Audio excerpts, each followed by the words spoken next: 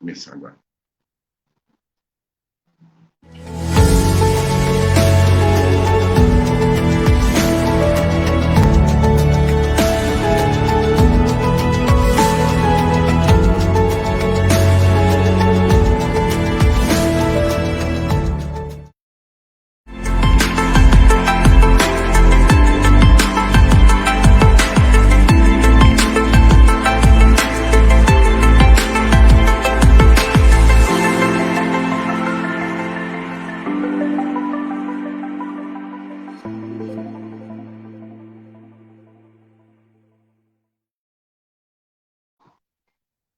Olá, meus amigos, boa noite a todos.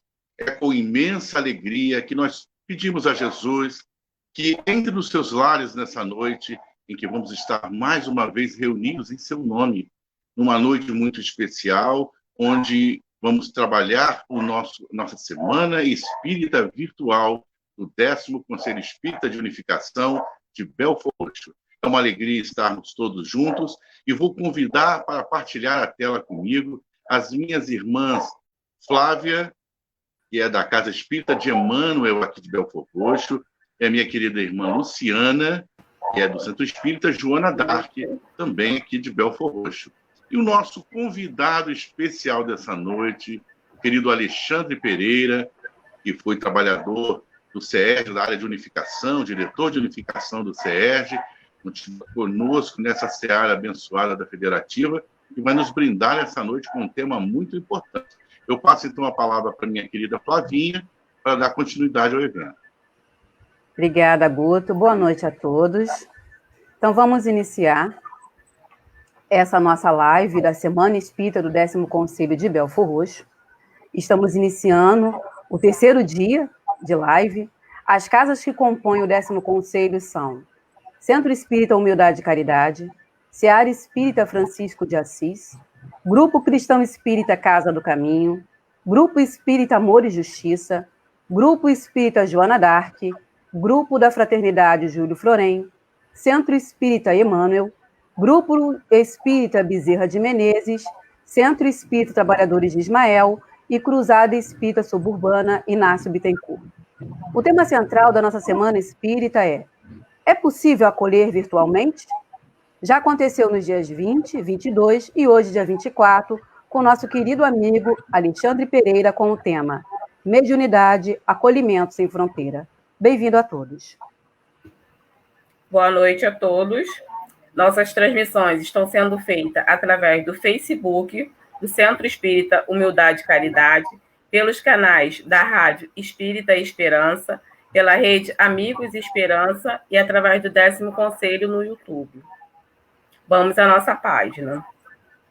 Extraída do livro Tendes Bom Ânimo, psicografada por Francisco Cândido Xavier de Emmanuel. Misericórdia. Sede, pois, misericordioso, como também nosso Pai é misericordioso.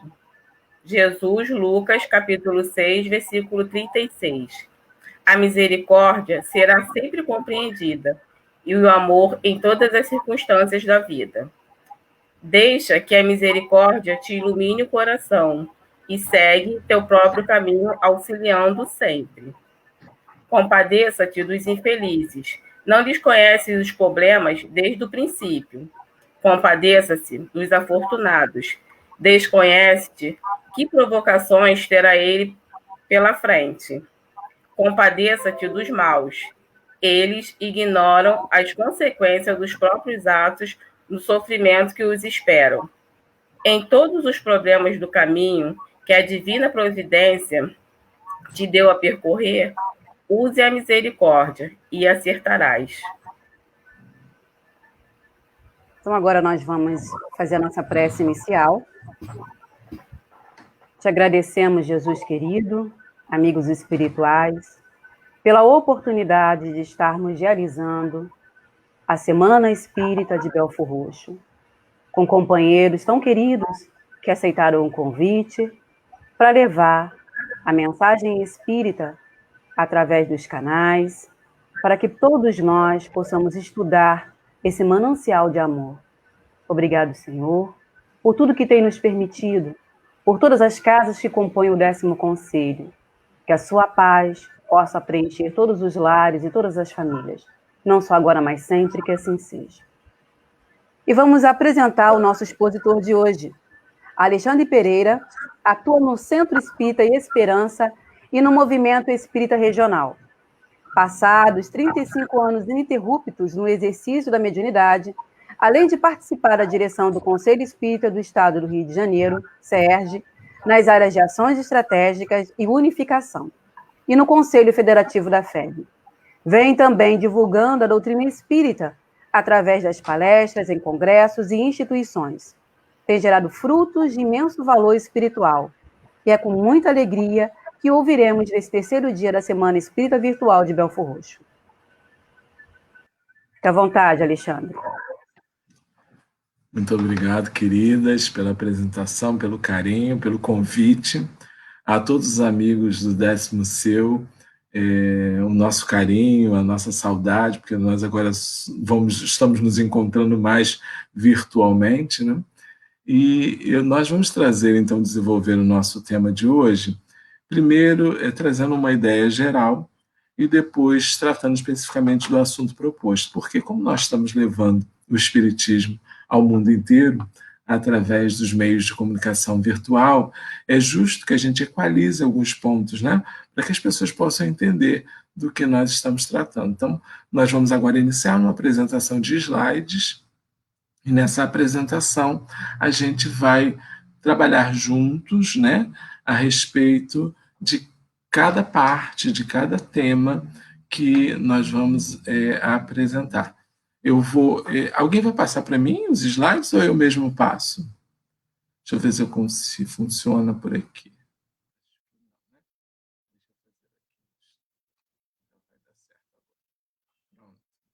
Se tiver algum problema, vocês me avisem se vocês não estiverem vendo. Então, vamos começar falando um pouquinho das questões, das novidades.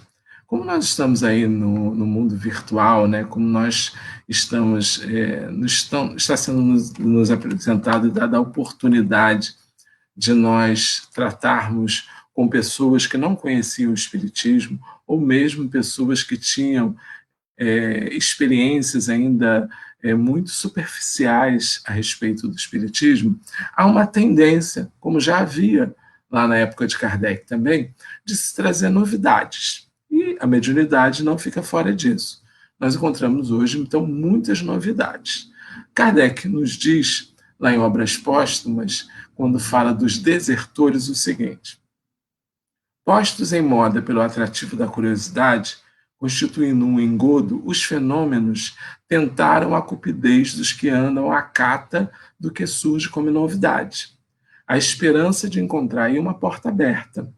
As manifestações parecem coisa maravilhosamente explorável, e não faltou quem pensasse em fazer delas um auxílio de seus negócios.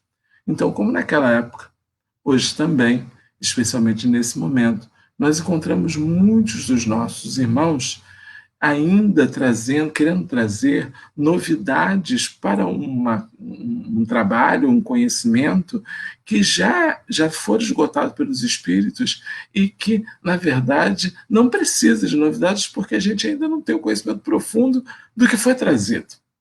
Então, temos que ter muito cuidado com as novidades, porque por trás das novidades temos os interesseiros, aqueles que querem fazer negócio com o Espiritismo, aqueles que querem aparecer. Não é só negócio financeiro, não. É a cata de poder, a cata de vaidade, a cata de orgulho exacerbado. Então, precisamos tratar as novidades como algo excêntrico, de fato. E aí, a gente tem para ajudar a gente, né, para entender a prática mediúnica, já bastante coisa, como eu disse, bastante conhecimento, né? No Evangelho de Jesus, onde a gente tem um conteúdo moral que vai ajudar o ser a, constituindo o ser integral, ser o médium necessário, ser o médium ideal. Temos, por exemplo, tratamentos de alguns fatos mediúnicos, como Pedro, né, com efeito intelectual lá no Evangelho, em que ele é inspirado pelos bons espíritos, outra hora inspirado pelos espíritos menos evoluídos, que mostra que é possível essa interação o tempo todo. Tiago e João, médios de efeito físico, são levados ao Tabor, ao Getsemane, porque Jesus precisava dessas energias físicas naquele momento, né? Energias que geram fenômenos físicos nesse momento. Então, a gente tem base no Evangelho para estudar, especialmente com conteúdo moral. Além disso, eu trouxe aí um top 10 para a gente, além do Livro dos Médios, na codificação, a Revista Espírita, os 12 volumes, o Projeto Manuel Filomeno de Miranda, o curso de Mediunidade, Estudo e Prática e a Orientação para a Prática Mediúnica no Centro Espírita da FEB, 2 compêndios, né, de orientação, publicados pela FEB, pelo CFN, e livros como, por exemplo, No Invisível, Loucura e Obsessão, Diálogo com as Sombras, Afastando no Invisível, Recordações da Mediunidade, Nos Domínios da Mediunidade, Mecanismo da Mediunidade, Desobsessão, Estudando a Mediunidade, Obsessão e Desobsessão, e muito mais. Eu fiz aí um top 10. E eu vou dizer para vocês, só dá para falar em novidade, só dá para dizer que o Espiritismo está desatualizado quem já estudou tudo isso. Quem já, não é leitura, é estudo. É pegar e vasculhar, fazer comparações, fazer estudos comparados. Só assim a gente pode dizer que já esgotou todas as possibilidades de estudo dentro do que a gente já tem. Então, trazer novidades para a mediunidade, como para qualquer fato com relação ao espiritismo, é primário, como dizia Kardec, e é oriundo de pessoas mal intencionadas, tenho a certeza disso. A gente precisa vasculhar todas essas obras com conhecimento profundo para a gente entender isso. Essas e outras, né? Eu trouxe essas para a gente se referenciar. Então, para que a gente possa equalizar, então, o que se entende por mediunidade e médiuns espíritas. Então, a gente vai lá, no Livro dos Médiuns, diz assim, todo aquele que sente num grau qualquer a influência dos espíritos é, por esse fato, médium. Essa faculdade é inerente ao homem, não constitui, portanto, privilégio exclusivo, pode dizer-se que todos são mais ou menos médios, né? Mais ou menos todos somos médios. Todavia, usualmente, assim se qualificam aqueles que têm a faculdade mediúnica, que se mostra bem caracterizada e se traduz por efeitos patentes de certa intensidade, o que, então, depende de uma organização mais ou menos sensitiva. Então, aqueles em que a faculdade é mais presente, é mais viva, é mais ostensiva, a gente caracteriza de médium, mas, na verdade, a mediunidade em si, a faculdade em si, é inerente ao homem, está no nosso organismo físico, no nosso organismo perispiritual, e está na programação reencarnatória do indivíduo. Então, é muito mais do que algo que apareça, é algo que tem todo um trabalho em torno dele. Então, às vezes a gente diz assim, fulano tem que desenvolver a mediunidade. Fulano... Isso depende, né? Depende do contexto onde ele se encontra. Se ele está com uma mediunidade que é simplesmente para viver a vida, cujos fatos nunca serão patentes, nunca serão evidentes, ou se ele realmente tem a mediunidade como um compromisso reencarnatório, que aí será mais ostensiva, mais viva, mais presente. Então, temos que ter cuidado em entender bem essas coisas. Ainda sobre o fenômeno médium e a mediunidade, qual é um médium que se poderia qualificar como perfeito? Às vezes a gente pensa, né? Aquele que ouve, que fala, que vê, né? Aquele que faz o fenômeno físico. Aí, lá em O Livro dos Médiuns, a gente tem o seguinte, disse, portanto, bom médium, e já é muito, por isso que eles são raros.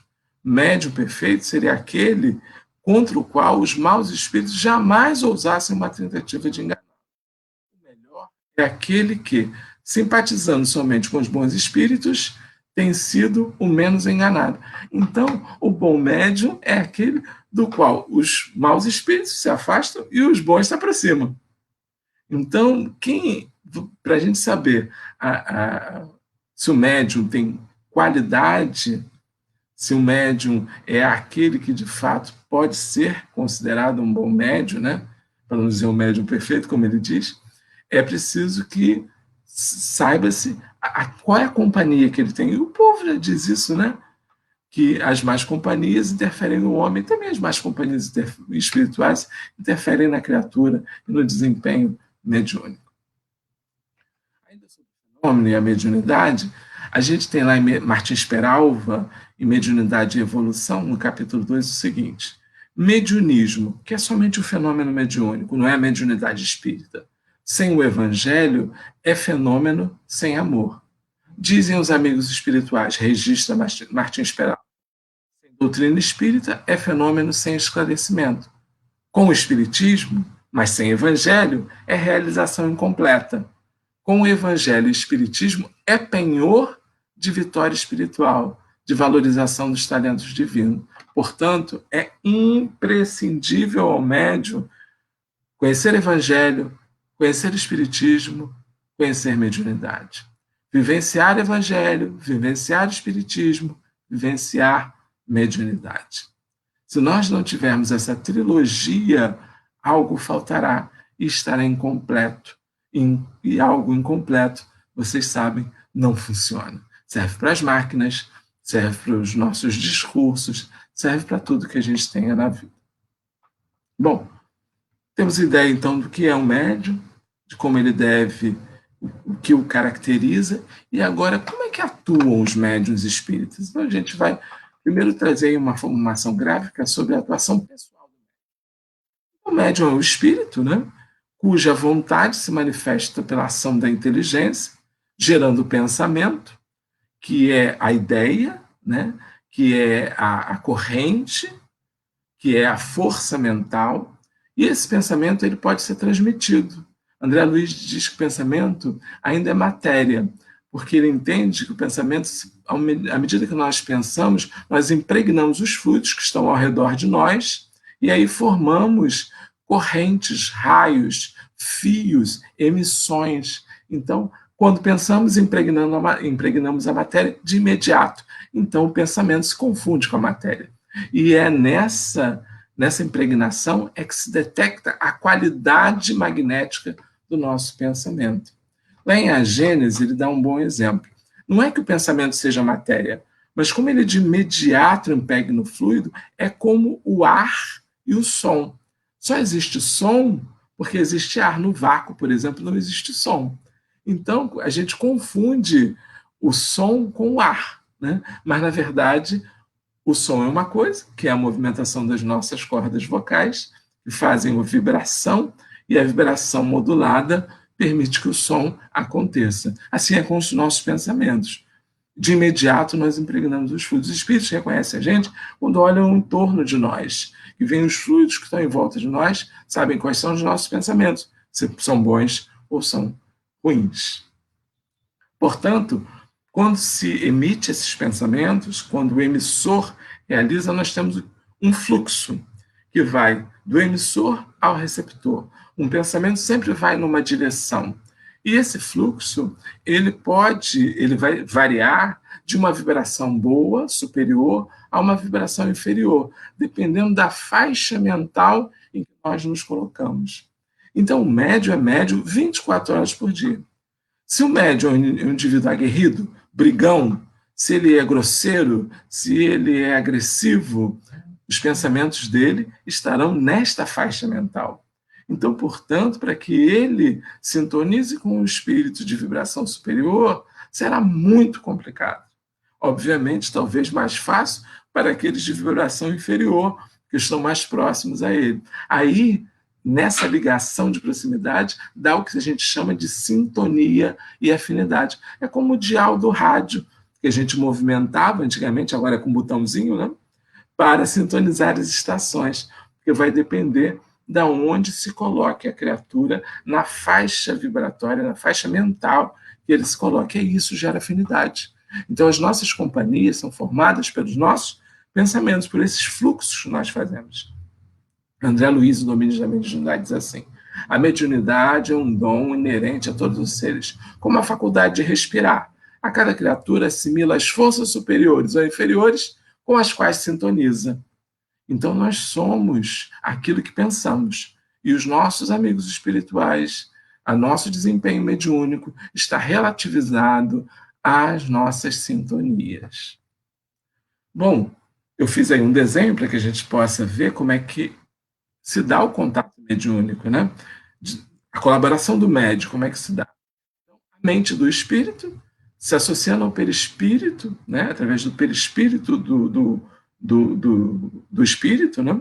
Ela atua no médium, através da sintonia e da afinidade, porque ele vai escolher aquele que está mais compatível com a sua sintonia, com a sua afinidade.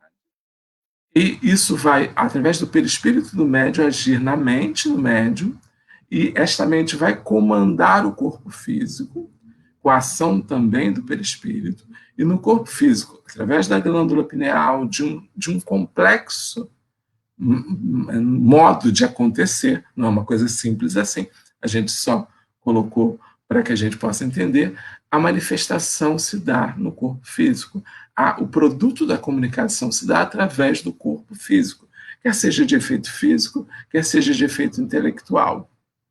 O médium vai produzir, através da fala, através da escrita, através da vidência, através de outras ferramentas, o fenômeno, ou através da doação do ectoplasma, né, vai fazer com que o fenômeno aconteça. Então, o corpo físico é importantíssimo. A glândula pineal comanda várias funções orgânicas para que se dê a comunicação mediúnica. Então, não é um processo simples, é um processo complexo, mas que acontece mais ou menos assim.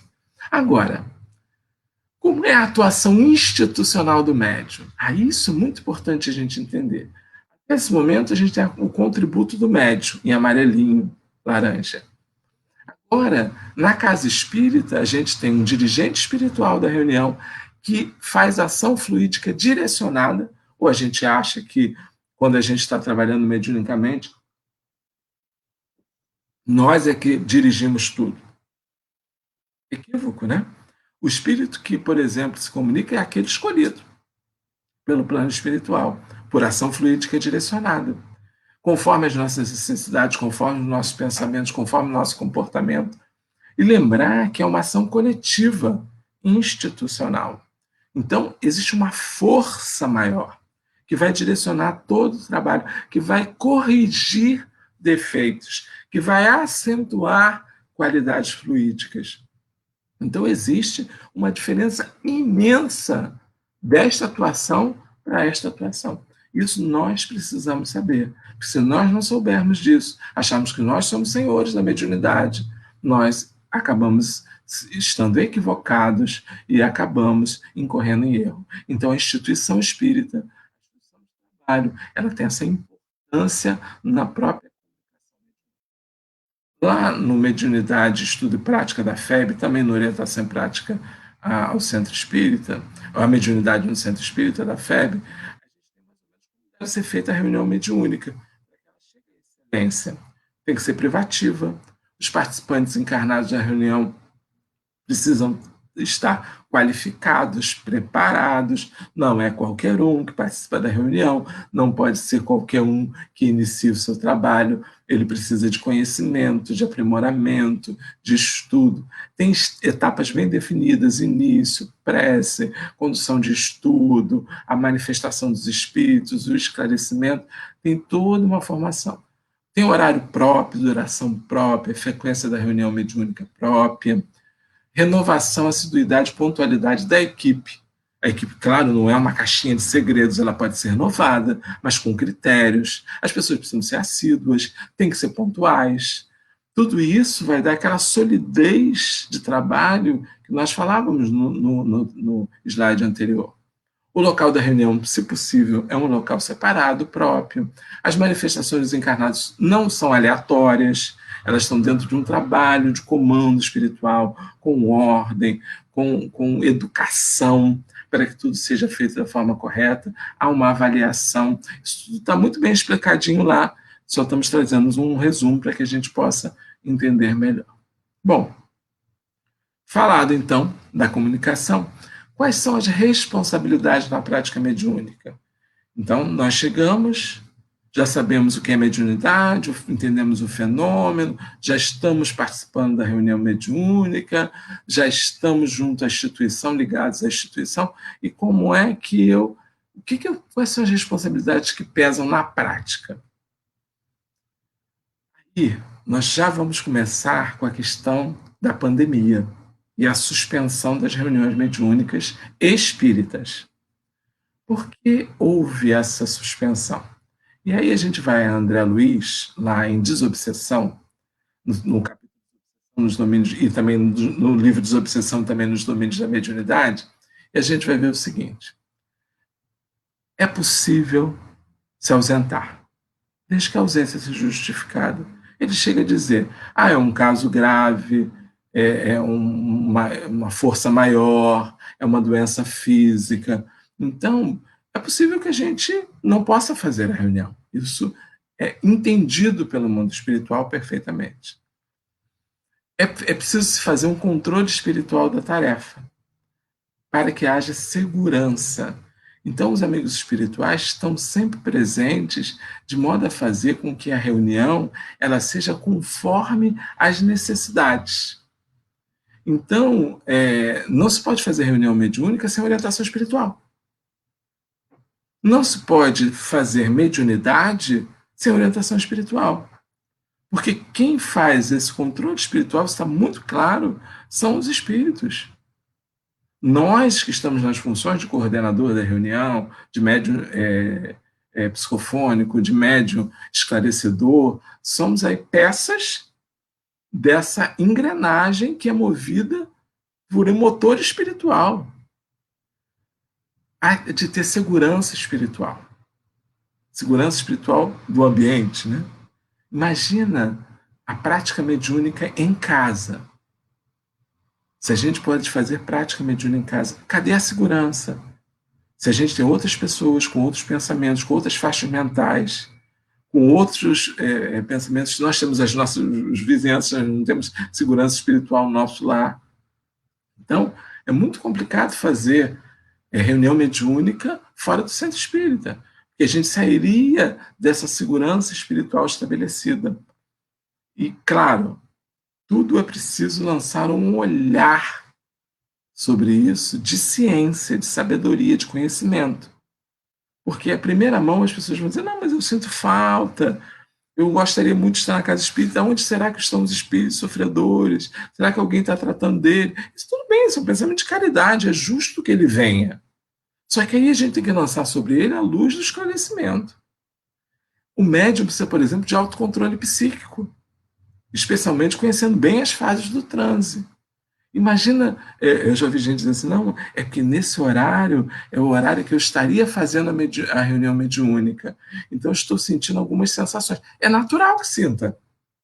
Mas é preciso autocontrole psíquico do médium para dizer, olha, não é este momento. Eu não posso dar passividade nesse momento. Eu não estou numa reunião mediúnica, eu não estou na segurança, eu não estou sob controle espiritual. Então, a parte do aprimoramento do conhecimento do médium sobre a luz dos espíritos que nos revelam isso. É preciso ser o hábito da prece. A gente pode ajudar com prece, né? Então a gente precisa aprender a orar, conversar com Jesus. Às vezes, mas eu não vou trabalhar, não, mas eu vou evocar, vou ler todos os sofredores que eu tenho e vou apresentar numa lista na minha casa. Imagina, a gente fazendo isso, a gente pode estar atraindo mentalmente essas criaturas ainda adoentadas para o nosso lar.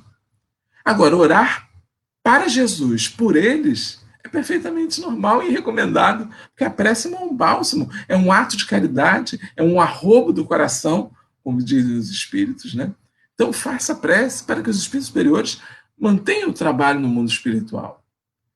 A prática mediúnica espírita é tarefa coletiva. Isto é importantíssimo, meus irmãos. Normalmente, quem faz mediunismo e não faz mediunidade espírita é aquele que simplesmente faz por si. Não aceita o coletivo. Não aceita a opinião do outro. Não quer que ninguém corrija o que ele faz.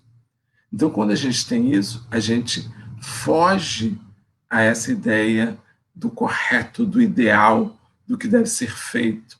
E é perigoso, de fato. Temos que ter muito cuidado com isso. A prática mediúnica é tarefa coletiva. Por isso que ela deve ser institucional. Ela tem que estar ligada à instituição. Tem que estar sob o ordenamento espiritual da instituição para que ela ocorra. Então, é uma grande responsabilidade.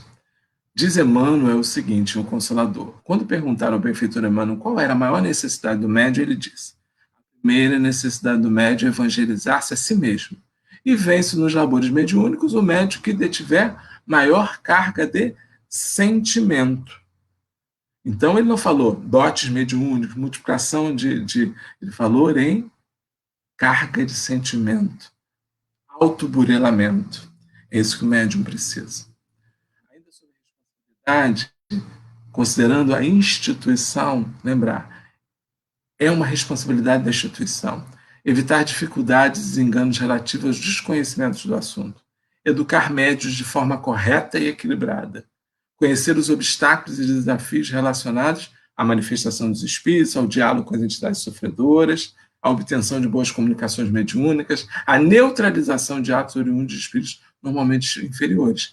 Então, não se dá para nenhuma instituição espírita vai dizer assim, não, vamos fazer virtualmente a desobsessão. Não vai, porque se ela conhece isso, ela vai dizer, não posso, é muito arriscado. Como é que eu vou fazer a neutralização dos atos oriundos dos espíritos inferiores na casa da pessoa? Então, o conhecimento, como dizia Jesus, conhecereis a verdade, e a verdade vos libertará. E aí Pilatos ainda perguntou o que é a verdade. Infelizmente, ele não deu tempo a Jesus de responder o que era a verdade, mas está posta. A gente não precisa de novidade para isso. Está no Livro dos Médiuns, está no conhecimento trazido por Emmanuel, e esses trechos são do Livro dos Médiuns.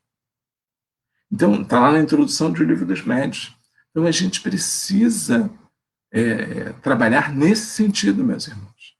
Ainda sobre a responsabilidade pessoal e institucional, em O Livro dos Médiuns, na segunda parte,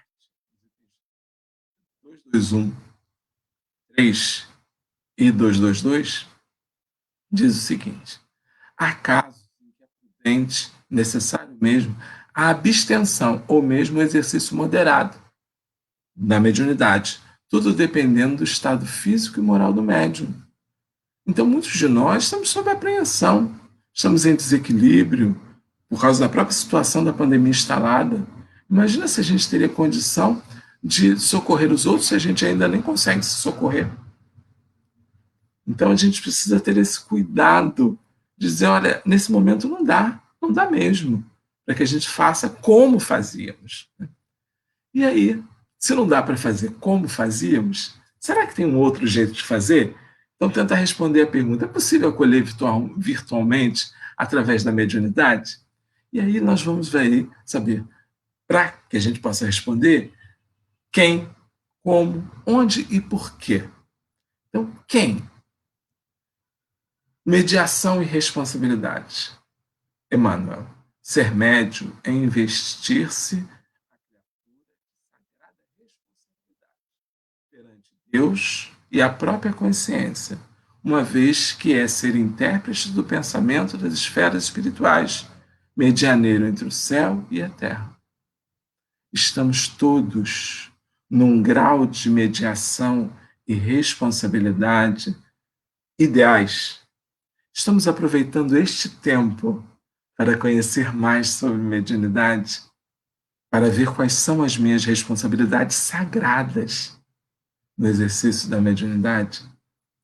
Ainda sobre quem pratica estudo e autoiluminação. Emmanuel, pode contar um médium de maneira absoluta com os seus guias espirituais, dispensando os estudos? O médium tem a obrigação de estudar muito, observar intensamente e trabalhar em todos os instantes pela sua própria iluminação. Somente desse modo poderá habilitar-se para o desempenho da tarefa que foi confiada, cooperando eficazmente com os espíritos sinceros e devotados ao bem e à verdade. Então, o médium tem esse papel de estudante sempre. Não tem aposentadoria para isso. Não tem tempo de casa espírita. Não, eu já tenho 50 anos de exercício da mediunidade, agora eu não preciso estudar mais. Não tem isso. É constante. E a autoiluminação, através da reposição das virtudes e da eliminação dos vícios, é que vai fazer com que a gente chegue à verdade e consiga ter um desempenho mais seguro, habilitando-se ao desempenho da tarefa com bastante excelsitude, né? E cooperando com os espíritos sempre. Ainda sobre o quem desempenha, né? Escolha e cooperação. Lá no Decálogo dos Médiuns, no 5º item, diz assim: não centralize a ação. Todos os companheiros são chamados a cooperar no conjunto das boas obras, elejam a posição de escolhidos para as tarefas mais altas. Todos os companheiros são chamados a cooperar no conjunto das boas obras, elejam a posição de escolhidos para as tarefas mais altas. Então, a gente tem que se botar a serviço. Quem vai escolher é o mundo espiritual. Então, eu estou pronto para cooperar. Eu estou aqui, gente. Olha, se precisar de mim, eu estou aqui. A gente não precisa se oferecer. A gente não precisa se colocar no lugar daqueles que têm que fazer. Quando a gente ouve a coisa assim, como será que está sendo feito o trabalho? Com a casa espírita fechada, como é que os espíritos estão conseguindo realizar as coisas? Se tudo partir de lá, se a organização parte de lá, se a sabedoria maior está lá, nos espíritos superiores, nos coordenadores das casas espíritas, nos dirigentes maiores, quem faz a escolha são eles. Eles com certeza já sabiam da pandemia há muito tempo atrás. Divaldo falou, trouxe mensagem lá de setembro do ano passado, de onde já se anunciava o acontecimento na Terra, mas eles já sabiam muito antes. Então não somos nós que vamos dar solução a isso, a gente tem que botar à disposição. Ainda sobre quem? Nós, sintonia e modulação. Portanto, é um fenômeno de harmonia psíquica, mediunidade, funcionando naturalmente à base de vibrações. Duas pessoas sintonizadas estarão, evidentemente, com as mentes perfeitamente entrosadas, havendo entre elas uma ponte magnética a vinculá-las e mantendo-as profundamente. Então, mentes ligadas. Lembra da figura que eu trouxe? Mentes entrosadas, mentes que se vinculam. Nós, estamos sintonizando na modulação necessária para atender aos bons espíritos? Estamos entrosados perfeitamente para a realização da tarefa? O que vai fazer com que a gente se considere prontos para fazer algo diferente daquilo que a gente fazia na instituição, com todas as regras que a gente já viu até agora? Esse silêncio pequeno é para que a gente possa refletir e responder. Quanto a mim, eu estou pronto para acolher virtualmente? Sim ou não? Esse preparo, com tudo isso que nós vimos até agora, do quem é nosso. E o como? Comunicação e irradiação.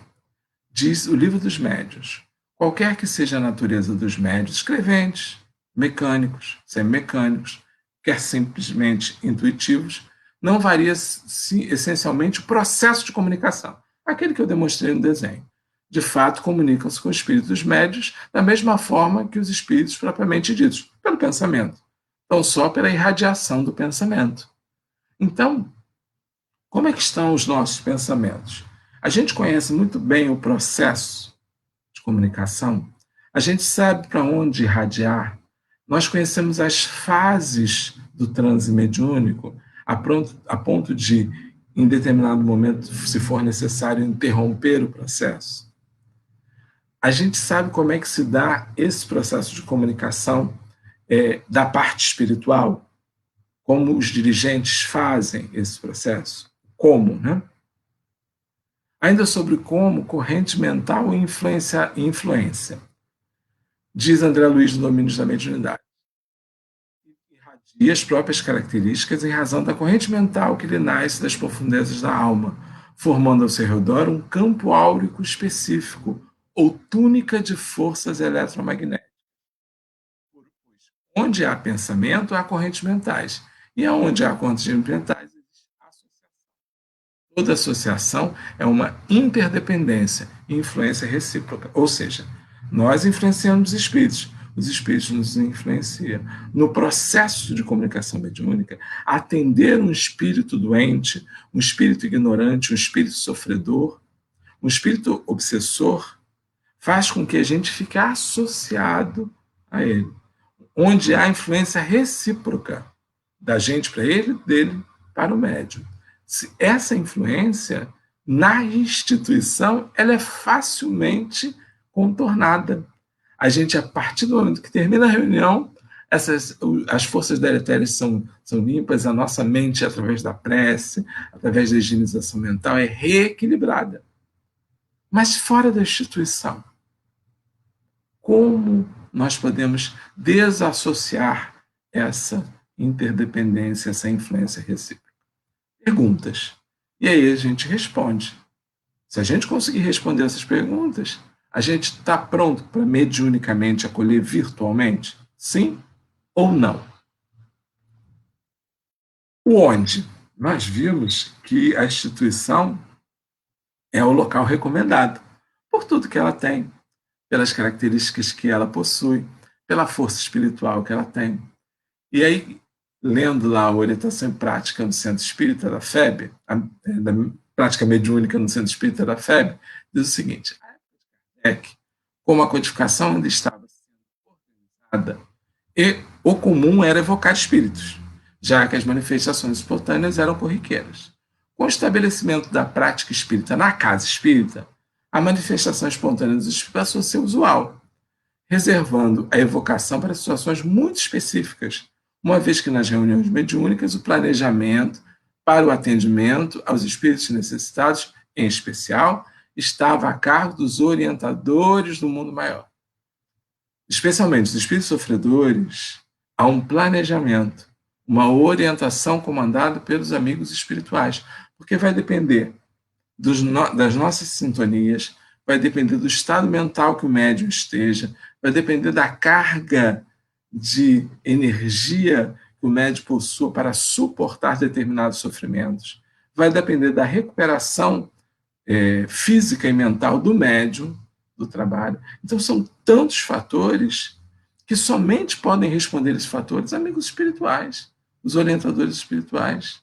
Não podemos nos achar donos de um conhecimento que não nos pertence. Mais claro do que isso, é impossível. Então, refletindo sobre o onde. Recursos e fluidos. No templo espírita, os instrutores desencarnados conseguem localizar recursos avançados do plano espiritual para socorro a obsediados e obsessores. Está lá em Desobsessão. No templo espírita, fluidos limpos, filtrados, fluidos que vêm, muitas vezes, dos mananciais da natureza. Como é que a gente vai fazer isso fora da instituição espírita? Então, que local, aonde a gente poderia facilmente exercer essa mediunidade fora da casa espírita? Como é que a gente ia achar esses fluidos nessa qualidade? Como é que a gente ia constituir os recursos mentais, recursos de projeção fluídica para atender àqueles que chegam? Recurso, muitas vezes, de calma, de trazer a tranquilidade, o choque energético mesmo, para que os espíritos revejam o conceito. Como é que a gente vai fazer isso? Onde que a gente vai fazer isso fora da instituição? Na instituição, há o cuidado do tempo e da maturidade para o exercício da mediunidade. Onde fora da instituição a gente vai conseguir fazer isso? Os espíritos nos recomendam, em Missionários da Luz, o seguinte: André Luiz, não provoqueis o desenvolvimento prematuro de vossas faculdades psíquicas. Ver sem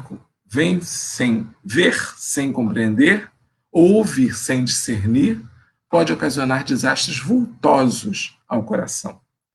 Buscai, acima de tudo, progredir em virtude e aprimorar sentimentos. Acentuai o próprio equilíbrio e o Senhor vos abrirá a porta de novos conhecimentos. Então, quem vai dizer o tempo? Quem vai dizer a maturidade que nós temos para exercício de uma forma diferente da prática mediúnica que a gente tinha há um ano atrás, há um período atrás? Se a gente conseguir responder a essas perguntas, a gente desenvolve um acolhimento virtual, um acolhimento mediúnico virtual. E aí, meus irmãos, ainda tem um porquê. Em Seara dos Médiuns, Emmanuel diz o seguinte: no levantamento do prédio vulgar, o pedreiro comum, embora consciente de sua tarefa, trabalha com o espírito dirigente do mestre de obras. Quem dirige? O pedreiro é o mestre de obras. Este trabalha com o espírito do arquiteto que planejou o edifício e o arquiteto com o espírito do urbanista que instituiu o gabarito da via pública. Na escola, o professor de determinada disciplina, embora consciente da sua função, age com o espírito diretor imediato. O diretor age com o espírito do técnico de ensino, e o técnico de ensino age com o espírito das autoridades que presidem os serviços de educação geral. Veja, tem sempre alguém a comandar as funções. Não é diferente da mediunidade. Então, por que a gente sobreporia esse ordenamento de trabalho e esse trabalho realizado? Porque a gente criaria formas novas de trabalho nesse momento. Por quê? Perguntas que precisam ficar para a gente. Ainda em Seara dos Médiuns, é dito o seguinte: medita no assunto e perceberás que é muito difícil te movimentes sozinho nesse ou naquele rumo da vida. Recorda, acima de tudo, que o bem puro verte essencialmente de Deus e que os mensageiros de Deus tomar-te-ão sobre a tutela do amor, se te dispões a servir. Então, o grande segredo é servir. Serviço e amor. Mediunidade com Jesus é serviço antes. Desenvolver esses recursos é, sobretudo, aprender a servir. Vamos aprender a nos colocar à disposição, não inventar história, não criar novidades, não partir para achar que nós somos senhores das soluções de tudo. O servidor é o menor de todos, Jesus colocou no Evangelho. O servidor é aquele que está pronto para ajudar aqueles que precisam. O servidor é aquele que se abre com amor. Palavras de Bezerra de Menezes, em Dicionário da Alma. E aí a gente responde: por que então acolher virtualmente? Por que trazer a ideia do acolhimento virtual da mediunidade nesse momento em que nós passamos por essa pandemia, por esse estado diferente de coisas? Respondemos sim ou não, conforme temos absorvido conhecimento. Como aplicar a mediunidade? Acolhimento sem fronteiras. Será que eu posso, então, fazer alguma coisa para esse acolhimento através da mediunidade? Olha lá, oração e radiação, Evangelho segundo o Espiritismo. Está no pensamento o poder da prece, que por nada depende nem das palavras, nem do lugar. Nem das palavras, nem do lugar, nem do momento em que seja feita. Pode-se, portanto, orar em toda parte, em qualquer hora, a sós ou em comum. Em comum é mais forte, dizem os Espíritos. A influência do lugar ou do tempo só se faz sentir nas circunstâncias que favorecem o recolhimento. O silêncio, né? A calma, um lugar mais tranquilo, mas só por isso. Então nós podemos orar pelos espíritos sofredores.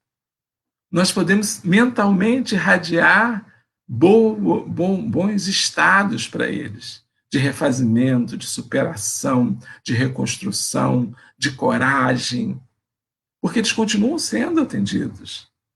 Então, nós podemos fazer correntes de oração e de radiação em favor dos nossos irmãos. É trabalho mediúnico, é acolhimento mediúnico sem fronteiras, porque a gente vai acolher espíritos não só do nosso Brasil, mas do mundo inteiro. A gente vai sair da seara de socorro comum, próximo, você área de socorro geral e restrita. Esforço e moralidade. Ninguém exerce ascendência sobre os espíritos inferiores a não ser pela superioridade moral. Os espíritos perversos sentem que os homens de bem os dominam, contra quem só lhes opõe a energia da vontade, espécie de força bruta.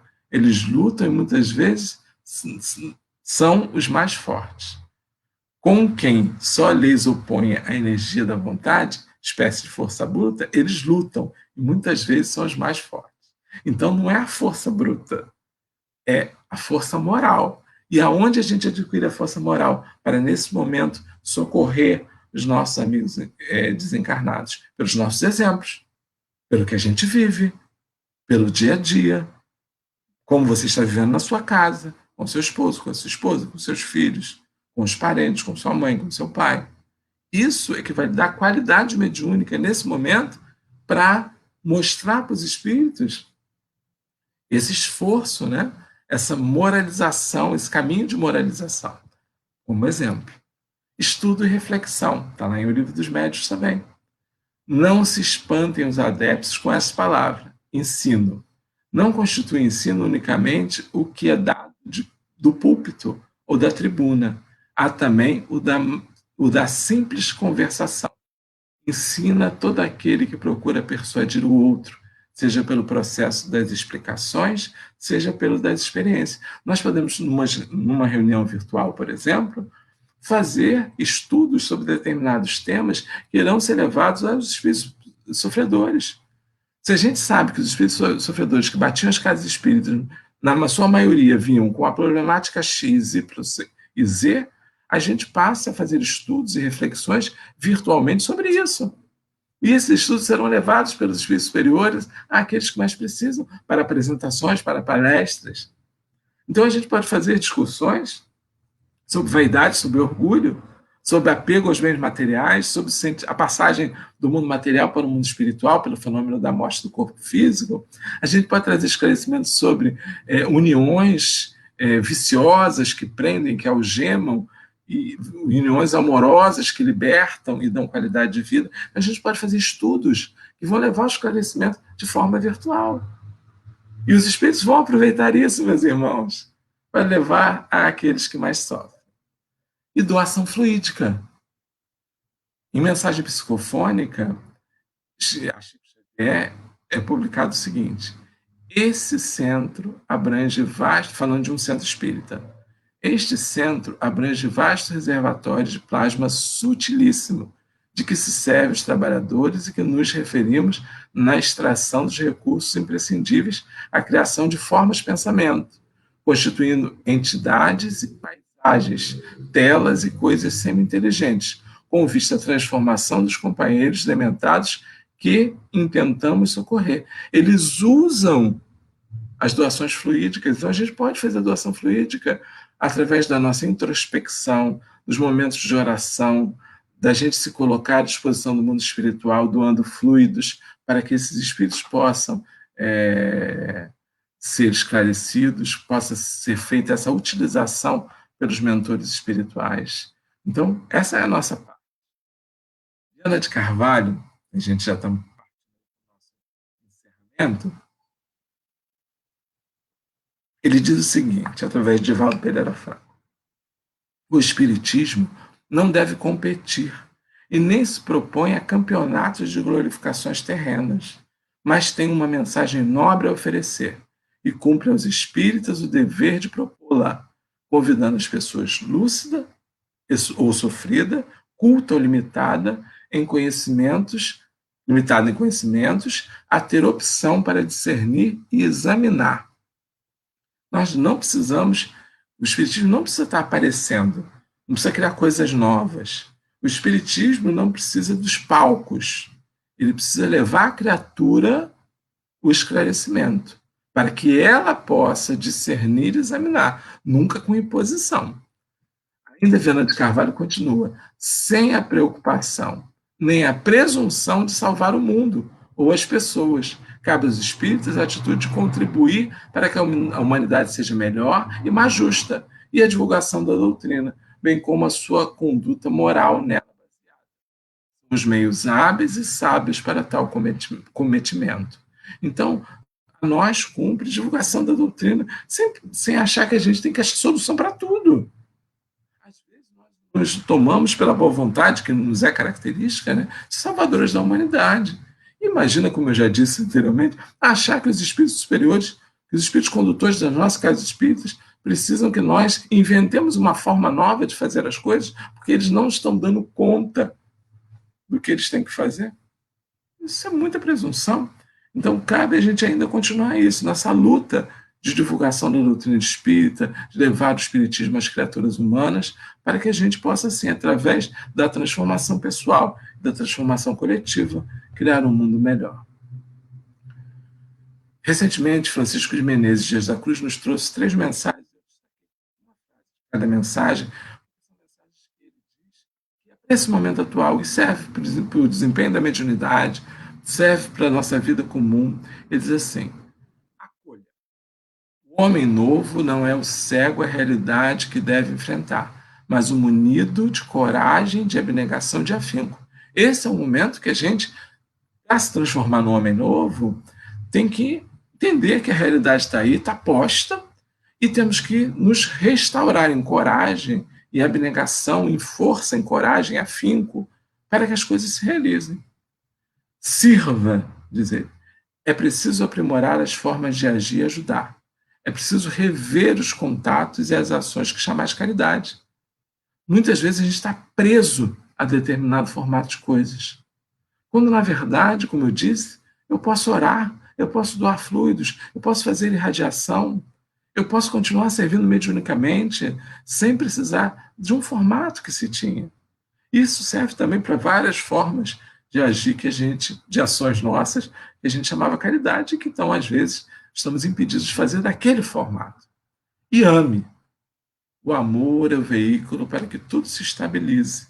O amor é a chave para que nos harmonizemos com toda a criação e com o Criador. Então, nós precisamos amar incondicionalmente. E serve o amor também, meus irmãos, para as questões ligadas à mediunidade. Acolha, sirva e ame. Essa é a proposta que nós tínhamos para o nosso estudo de hoje. Eu agradeço muitíssimo a todos, né, pela oportunidade de nós estarmos unidos, por nós podermos falar desse assunto tão precioso que é a mediunidade. Eu espero ter atendido a proposta do 10º seu dos nossos companheiros. Que Jesus nos guarde. Muita paz a vocês, meus irmãos. Estou à disposição se tiver perguntas, viu?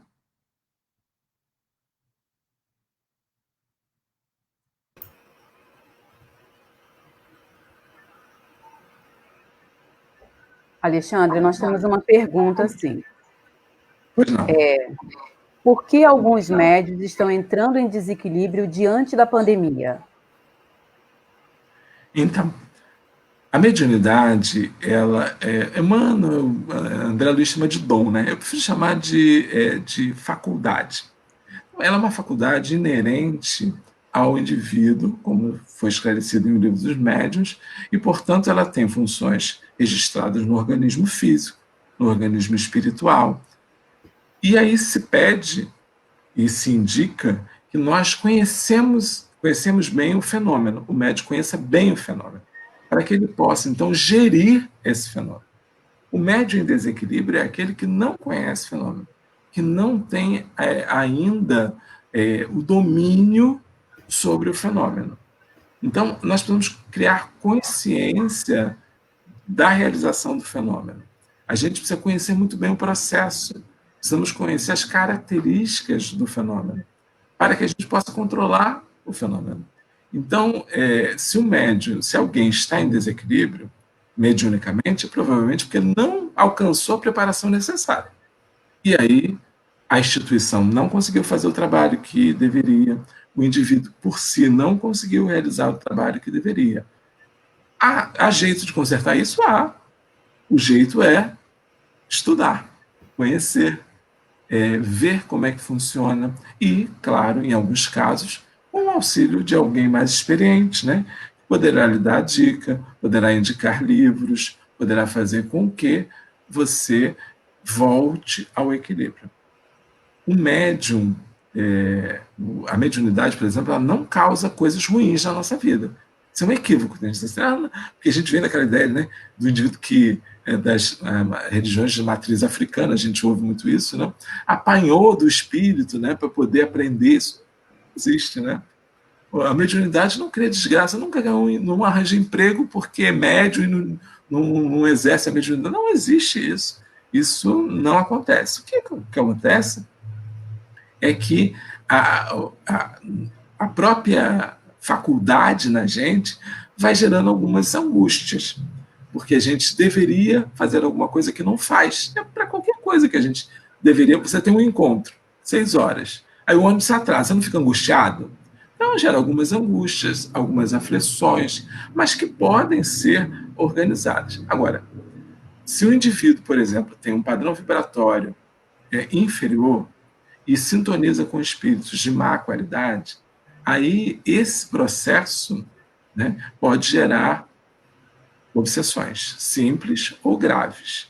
E aí não é a mediunidade, é o processo obsessivo que está causando problema para eles. Né? Obviamente que com a mediunidade ele dá mais facilidade ao espírito de atuar no seu campo pessoal, mas não é a mediunidade em si que causa o prejuízo, e sim o seu comportamento moral, que levou à sintonia, que levou à associação obsessiva, que levou à problemática. Então, dependendo da profundidade dessas questões, eu não sei qual é o desequilíbrio que a pessoa traz, né? Dependendo disso, a gente pode ter coisas mais graves ou mais simples. Mas não é a mediunidade que causa problema, somos nós que não sabemos lidar com ela.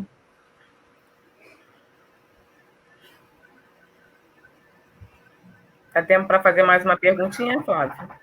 Acho que dá para responder mais uma. Então tá bom, Alexandre, deixa eu fazer uma que recebemos dos internautas. Sabemos que somos cercados de 7% de espíritas no Brasil. E em relação à população mundial, o espiritismo é pouco conhecido. Como se dá a questão mediúnica em países que desconhecem a doutrina? Então, o fenômeno mediúnico, ele é presente há muito tempo. O que o espiritismo fez, ele era presente na Roma Antiga, com as pitonisas, os pitões, na Grécia Antiga, né? As sibilas. Então, a gente tem o fenômeno presente sempre que houve um ser humano, houve o fenômeno mediúnico, né? Que é a comunicação entre o mundo espiritual e o mundo material através de um medianeiro, aquele indivíduo que faz a interpretação da vontade, da comunicação, da ação dos espíritos desencarnados. Porém, quando o espiritismo veio, ele faz uma catalogação do fenômeno. Ele faz um estudo sobre o fenômeno. Então, ele traz luz àquilo que era no comum da criatura algo desconhecido, tanto que era tratado no campo do sobrenatural. Então, alguns países que não conhecem o espiritismo ainda lidam com a mediunidade com os recursos que têm. Então, você vai, muitas vezes, em países da Europa, em que há muitos leitores de mão, né, leitores da Bonadisha, de cartas, que são médiuns, né, e sob a atuação de espíritos condizentes com a prática que tem, porque eles cobram para ler as mãos, né, fazer aquilo tudo. A mediunidade está presente nas outras religiões que nós conhecemos, né? Religiões de matriz africana, que são mais patentes, está presente na Igreja Católica, está presente na Igreja Protestante.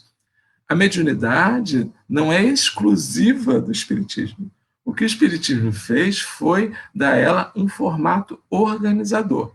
Então, mediunidade espírita, como a gente tratou, é aquela que atende a essa organização. Agora, o fenômeno ele se dá em todos os lugares de forma ainda desorganizada. É assim que nós, espíritas, entendemos. Portanto, não é exclusividade nossa o fato mediúnico. Eu vou contar um caso para vocês, rápido, que eu sei que o tempo está pouco, né? Eu gosto de casos. Uma vez eu fui chamado para assistir uma cerimônia numa igreja protestante. E eu estava lá na cerimônia, era uma festa de comemoração. Minha mãe é protestante, eu estava junto com ela. E, na medida que estava sendo feita a pregação, eu comecei a ver uns seres angélicos mesmo, seres espirituais, mas na forma de anjos, como fossem anjos de cristal. Era uma coisa belíssima de se ver. E eu disse assim, já pensou se alguém aqui vê isso, né? Que confusão que ia dar. Logo a seguir, veio lá uma senhora, que era uma médium, só que era uma médium da igreja protestante, que era esqueci o nome que eles dão agora. Assim, a irmã está dizendo aqui que tinha um monte de anjos voando aqui. Eu disse, olha, eram os espíritos, os mesmos que tinham feito uma ideoplastia, mudaram a forma para atender aquelas pessoas que estavam ali. E trazendo uma comunicação de conforto, de assistência espiritual, dizendo, a gente está aqui presente, estamos com vocês. E assim, meus irmãos, em todas as religiões, fato será que um dia todas conhecerão isso e virão beber da água que nós já bebemos. Porque Leon Denis dizia, o Espiritismo não é a religião do futuro, é o futuro das religiões. Então, quando chegar ao ponto de que eles queiram beber desta água, nós temos que oferecer. Mas temos que oferecer de forma correta. Cuidado para não poluir a água, hein? E aí muitos de nós estamos poluindo a água, né?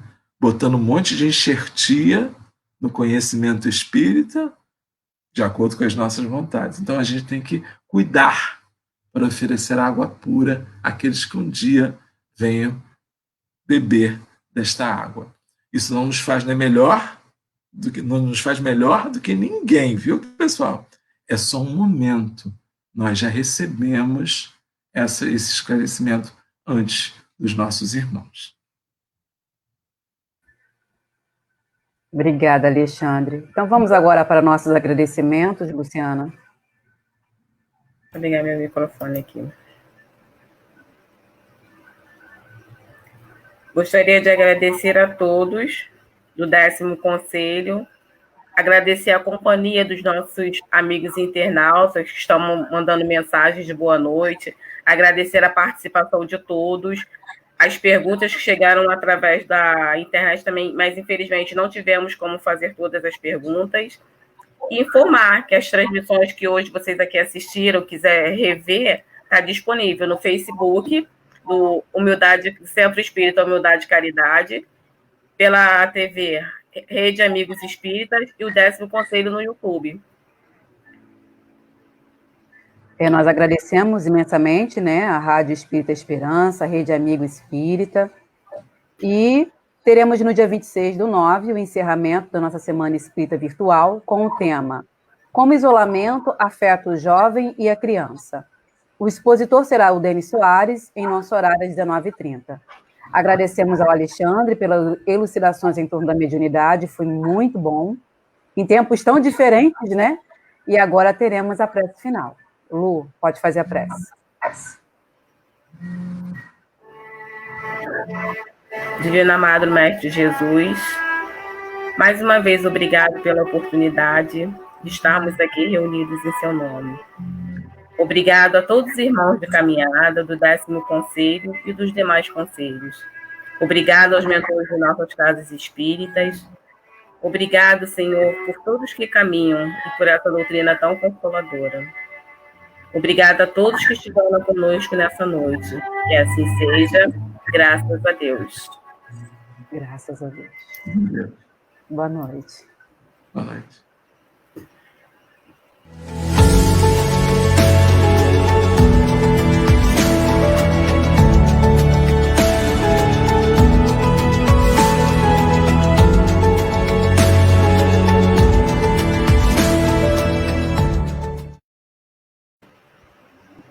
Milhão de amigos é o que a Rede Amigo Espírita deseja conquistar em seu canal no YouTube. E você, amigo espírita, pode ajudar. Convide 5 amigos para se inscreverem em nosso canal e ligarem o sino de alerta. Além de atingir a meta de 1 milhão de amigos, todos serão sempre avisados de novos vídeos e transmissões ao vivo no YouTube. Acesse agora raitv.com.br.